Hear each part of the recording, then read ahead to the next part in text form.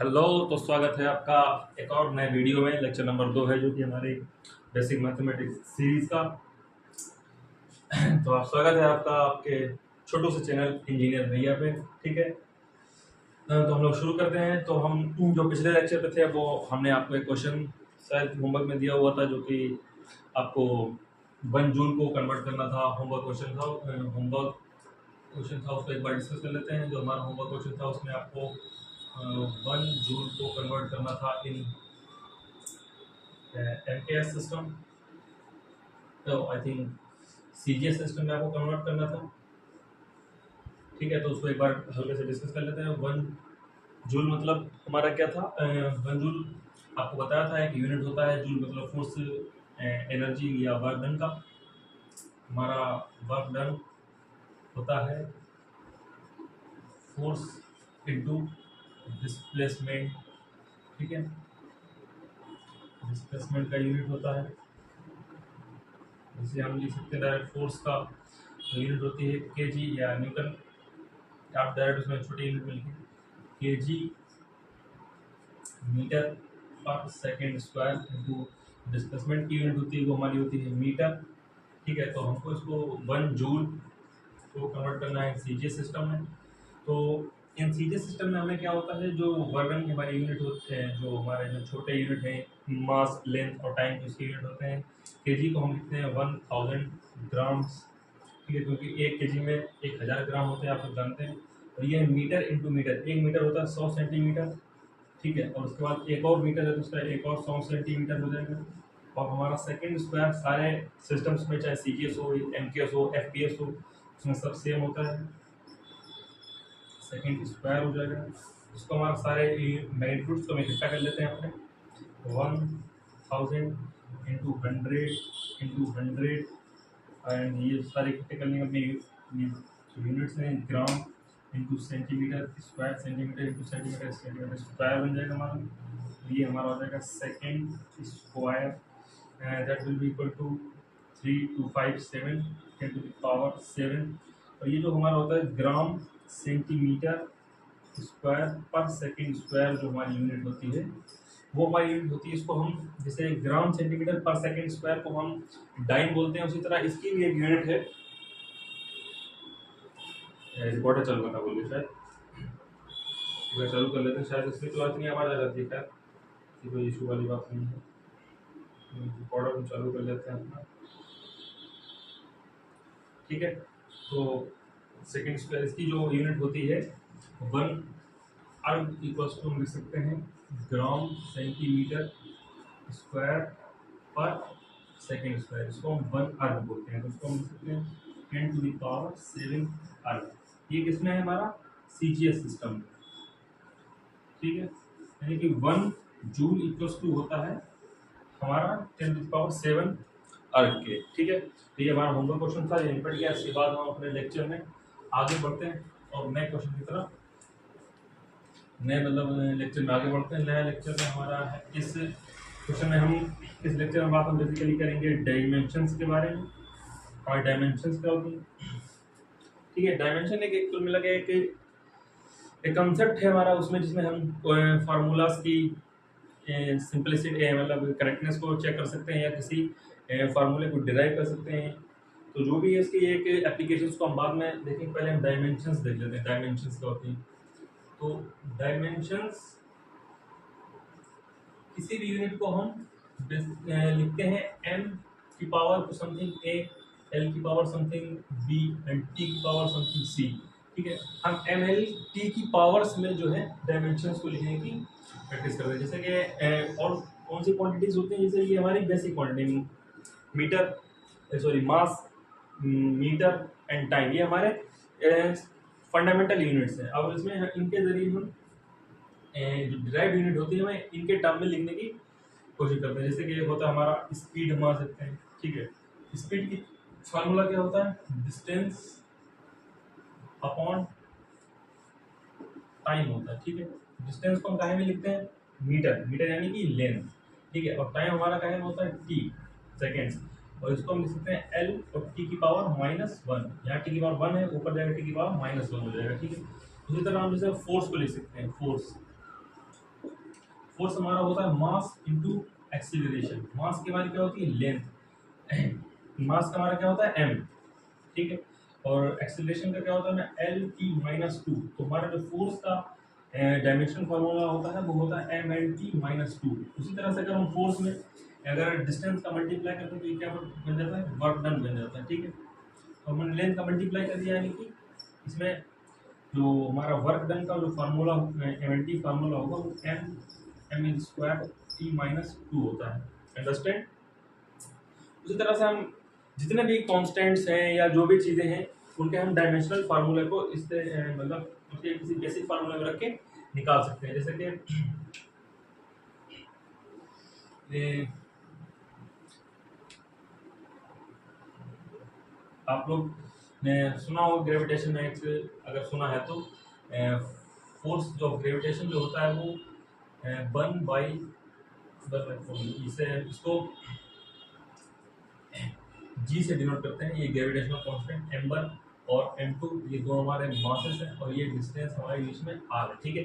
हमें इसमें सारे डायमेंशंस को यूज करते हुए g की डायमेंशन निकालनी है। तो g की डायमेंशन निकालने के लिए f into R square upon m1 into m2 करना है, ठीक है। तो फोर्स के अंदर यूनिट लिखी थी कितनी, M L T minus two, और आर की हमारी कितनी हो जाएगी एल स्क्वायर, आर की एल आर स्क्वायर की एल स्क्वायर, ठीक है। तो m1 m2 की वैल्यू हो जाएगी एम स्क्वायर। तो इसे हम सॉल्व करेंगे अगर आगे तो कितना बनेगा हमारा m माइनस वन और L cube T minus to, ये हमारी इसकी इसकी यूनिट बनेगी जी। ग्रेविटेशन जो हमारा कांस्टेंट होता है जी, उसकी हमारी ये यूनिट बनती है, ठीक है। उसी तरह से अगर हम इलेक्ट्रोस्टैटिक्स में अगर आपने सुना है तो नहीं, चलो हम आगे देखेंगे उसको, ठीक है। तो आगे आप ये देख सकते हैं कि हम निकालते कैसे। उसके बाद इसमें जो इम्पोर्टेंट कॉन्सेप्ट आता है जिसपे क्वेश्चंस मोस्टली क्वेश्चंस कई बार पूछे जाते हैं, ठीक है। तो अब एक बार आपको इसको बता देते हैं, जैसे प्रिंसिपल ऑफ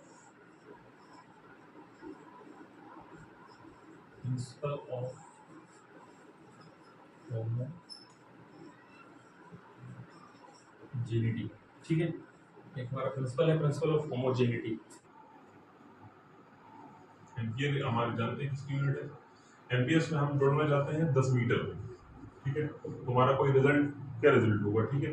इसी तरह से अगर हम कहें कि हम 100 डिग्री सेल्सियस में 100 ग्राम ऐड करना चाहते हैं, तो हमारा what will be the result, ठीक है। तो अब कहेंगे इसमें कई रिजल्ट हो सकता है कि पाइप करंट में हम लेंथ कैसे ऐड कर सकते हैं, या टेम्परेचर में हम मास कैसे ऐड कर सकते हैं, ठीक है। तो प्रिंसिपल ऑफ होमोजेनिटी यही बताता है। प्रिंसिपल ऑफ होमोजेनिटी कहने का मतलब ये है कि हम सेम फिजिकल क्वांटिटीज को ऐड कर सकते हैं। जैसे फिजिकल क्वांटिटी जैसे एम्पियर एक दूसरी फिजिकल क्वांटिटी है, ठीक है। मीटर एक दूसरी लेंथ है, एम्पियर करंट है, तो हम करंट में लेंथ को नहीं ऐड कर सकते। प्रिंसिपल ऑफ होमोजेनिटी का कहने का मतलब ये था कि सेम यूनिट में ही सेम फिजिकल क्वांटिटी में ही सेम फिजिकल क्वांटिटी ऐड की जा सकती है। जैसे 10 एम्पियर करंट में हम कितना भी एम्पियर करंट ऐड कर सकते हैं, तो ये वैलिड है। लेकिन अगर हम मीटर में ग्राम को ऐड करना चाहें तो ये सब हम नहीं कर सकते, ठीक है। यही हमें प्रिंसिपल ऑफ होमोजेनिटी हमें बताता है, ठीक है, कि हम जो है सेम यूनिट्स को ही ऐड कर सकते हैं, ठीक है। बस इतनी बात थी प्रिंसिपल ऑफ होमोजेनिटी। अब प्रिंसिपल ऑफ होमोजेनिटी के हम एक दो क्वेश्चन देखते हैं, ठीक है। तो ये क्वेश्चन हमारा है जो देख सकते हैं आप लोग, जो कि शायद क्वेश्चन आया हुआ है शायद जेईई मेंस में। क्वेश्चन है हमारा पहले एक चीज हम लोग क्लियर कर लेते हैं। लोग कहते हैं, जैसे कि आप लोगों ने एक मिथ सुना होगा, ये मिथ है कि हम जिसका डायमेंशनल फार्मूला सेम है उन्हें ऐड कर सकते हैं। जैसे हम एग्जांपल के तौर पे एक चीज देखना चाहेंगे, ये वर्क डन का आपने अभी यूनिट लिखा था, क्या होता है dimensional formula, ml square T minus to, यही। और अगर हम पूछें टॉर्क का डायमेंशनल फार्मूला क्या होता है, टॉर्क का डायमेंशनल फार्मूला भी ml square T minus two होता है। लेकिन अब आपसे कोई कहे कि टॉर्क में हमें वर्क डन ऐड करना है, तो आपने कहीं कहीं ऐसा नहीं सुना होगा कि टॉर्क में आप वर्क डन ऐड करें, क्योंकि ये ऐड नहीं कर सकते। क्योंकि ऐसा इसका रीजन क्या है कि वर्क डन एक स्केलर क्वांटिटी है, ठीक है, इट्स ए स्केलर क्वांटिटी, ठीक है। और हमारा जो टॉर्क है इट्स ए वेक्टर क्वांटिटी। तो हम वेक्टर क्वांटिटी में स्केलर क्वांटिटी को ऐड नहीं कर सकते। अब स्केलर क्वांटिटी आप जानते हैं, स्केलर क्वांटिटी एक अंधी क्वांटिटी है, ठीक है, इसके पास कोई डायमेंशन कोई लाठी नहीं है, ठीक है। और वेक्टर क्वांटिटी में क्या है, हमने अंधे को एक लाठी समा दी, इसकी नजर है, इसको हमने लाठी थमा दी है, डायरेक्शन बता देंगे हमें इस डायरेक्शन में चलना है, इसके हमने लाठी थमा देते हैं। तो जिसके पास लाठी है, जिसके पास लाठी नहीं है, उन्हें एक साथ हम नहीं चला सकते हैं, ठीक है। इतनी सी बात तो क्लियर है, ठीक है। अब हम अपने क्वेश्चन की तरफ आते हैं। हमारे पास तो कुछ एप्लीकेशंस क्या है या उसके रूल्स क्या है, ठीक है। तो प्रिंसिपल ऑफ ह्यूमैनिटी में क्या है कि हम सेम फिजिकल क्वांटिटीज को ऐड कर सकते हैं, सब्ट्रैक्ट कर सकते हैं, ठीक है। इक्वलिटी है, जो भी हमें साइन लगाना है हम लगा सकते हैं, आमने सामने बराबर कर सकते हैं। जैसे हम लेंथ में बराबर भी कर सकते हैं, लेंथ में लेंथ को ऐड भी कर सकते हैं, ठीक है, लेंथ से लेंथ घटा भी सकते हैं। उसी तरह से मास को हम मास में ऐड भी कर सकते हैं, सब्ट्रैक्ट भी कर सकते हैं। और कोई भी इक्वलिटी साइन में लगाना है कि इतना मास उस मास के बराबर है, या मेरा मास सामने वाले के मास के बराबर है। जैसे मेरा कोई मास है m1, ठीक है, हमारा ये मास जो है 100 kg से ग्रेटर है, ठीक है। तो हम अगर यहाँ पे मास की क्वांटिटी लेंगे तो ही हम ये इक्वलिटी का साइन लगा सकते हैं, क्योंकि हम यहाँ पे लेंगे कि मेरा वजन जो है 100 मीटर से ज़्यादा है। हम लेंगे कि हमारा वजन जो है 100 मीटर से ज़्यादा है, ग्रेटर देन 100 मीटर। तो ये कोई तो हुआ हमारा कि हम 100 मीटर से बड़े हैं, हमारा वजन 100 मीटर से ज़्यादा है, ठीक है। ये प्रिंसिपल ऑफ होमोजेनिटी के एक बात हुई, ठीक है। लेकिन हम इसे मल्टीप्लाई और डिवाइड कर सकते हैं, ठीक है।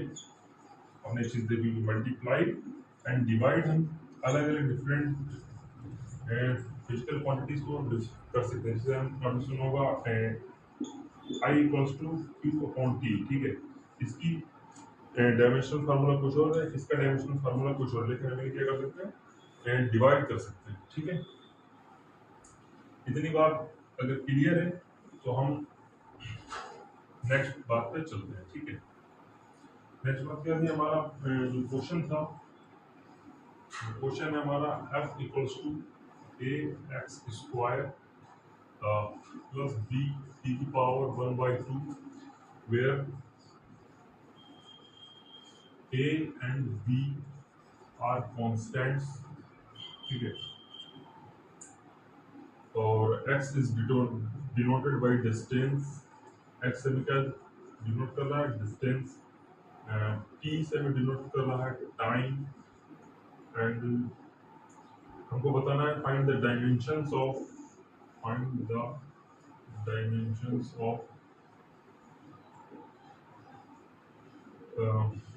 b square upon a। ये हमारा 31 जनवरी फर्स्ट क्वेश्चन है। इसके ऑप्शंस है हमारे ml q t-3, B option है इसका ml t-2, ml -1 t-1, D है इसका ऑप्शन ml स्क्वायर t-3, ठीक है। 31 जनवरी का क्वेश्चन है ये, आप चाहें तो एक बार वीडियो को रोक के इस क्वेश्चन को ट्राई कर सकते हैं, ठीक है। मैं इस क्वेश्चन को करने की कोशिश करता हूँ, ठीक है। हमें क्या निकालना है, बी स्क्वायर अपॉन ए, ठीक है। क्वेश्चन याद रखेंगे, बाकी सब। अब देखिए प्रिंसिपल ऑफ होमोजेनिटी क्या कहता है कि हम इन्हें बराबर कर सकते हैं, ठीक है। इस फोर्स को इसके बराबर रख सकते हैं। तो हमें देखो निकालना क्या है, हमें बी स्क्वायर अपॉन ए, ठीक। यानी हमें बी के डायमेंशन चाहिए और ए के डायमेंशन चाहिए, ठीक है। अब आप ये भी कर सकते हैं कि ए एक्स स्क्वायर को बी टी की पावर 1/2 के बराबर रख सकते हैं। A X square equals to B T की पावर 1/2 रख सकते हैं। लेकिन आप एक चीज नोटिस करेंगे कि ए और बी दोनों के ही डायमेंशन हमारे पास अननोन है, तो हमें इसका करने से कोई फायदा नहीं होने वाला, ठीक है। तो अगर हम f को हमें इसका डायमेंशन पता है, फोर्स है, हम इसके बराबर रख सकते हैं। तो f इक्वल्स टू हमने रखा ए एक्स स्क्वायर। हमने क्या अभी सीखा है प्रिंसिपल ऑफ होमोजेनिटी में कि दोनों साइड्स बराबर होने को हम आमने सामने लिख सकते हैं, मतलब इक्वलिटी का साइन लगा सकते हैं, एफ को इसके बराबर रख सकते हैं, एफ को इसके बराबर भी रख सकते हैं, ठीक है। हमने रखा एफ को ax square equals to, force का डायमेंशन क्या है, इसका डायमेंशन में पता है एम एल टी माइनस 2, ठीक है। ए का हमें पता नहीं, वैसे रहने देते हैं। एक्स का पता है हमें एल स्क्वायर, तो ए का डायमेंशन हमारा क्या हो जाएगा, A equals to M L T minus 2 upon L square. A के डायमेंशन हमारे आएंगे, एक से निपट जाएगा, M L minus 1 T minus 2, ठीक है। इसको याद रखेंगे। तो इसके डायमेंशन हमें पता चल चुके हैं, ठीक है। अब उसके बाद हम फोर्स को एक इसके बराबर रखते हैं, तो हमें बी की यूनिट पता चल जाएगी, बी के डायमेंशन, ठीक है। तो फोर्स के dimension F equals to B की पावर 1/2। और फोर्स के डायमेंशन क्या होता है, M L T minus 2, B का हमें निकालना है, तो टी का हो जाएगा हमारा -1/2। इसको आप याद रखें कि ए इक्वल्स टू कितना आया है,